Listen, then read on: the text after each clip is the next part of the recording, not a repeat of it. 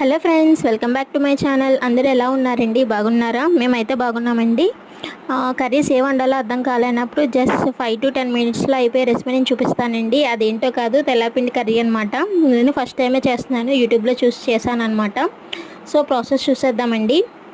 ముందుగా ప్యాన్ పెట్టుకుని ఆయిల్ వేసుకుని దాంట్లో జీలకర్ర, వెల్లుల్లిపాయలు, కరివేపాకు, ఎండుమిర్చి వేసుకుని వేయించుకోవాలండి. ఈలోపు ముందుగా తెల్లపిండిని ఉడకబెట్టుకోవాలండి. దాని ప్రాసెస్ అనేది చెప్తాను. ముందుగా ఒక గిన్నె తీసుకుని దాంట్లో 2 గ్లాసెస్ ఆఫ్ వాటర్ వేసుకోవాలండి. వేసుకున్న తర్వాత పసుపు, ఉప్పు, కారం, వెల్లుల్లిపాయలు, ఉల్లిపాయలు, పచ్చిమిరపకాయలు వేసుకుని మరిగించుకోవాలండి.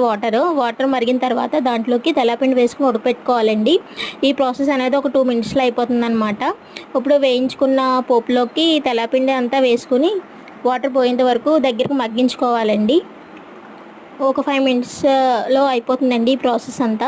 ఎంతో టేస్టీగా ఉండే తెల్లపిండి కర్రీ రెడీ అయిపోయినట్లే. పిల్లలు కూడా పెట్టండి, చాలా బలం అనమాట. పిల్లలు పెద్దలు అందరూ చాలా బలం అండి ఇది. కనీసం వారంలో ఒకసారైనా పెట్టడానికి ట్రై చేయండి. పిల్లలకి చాలా బలం అనమాట. ఎముకలన్నీ చాలా స్ట్రాంగ్గా ఉంటాయి. దీంట్లో ఐరన్ అనేది చాలా ఉంటుందండి. ఎంతో టేస్టీగా ఉందండి.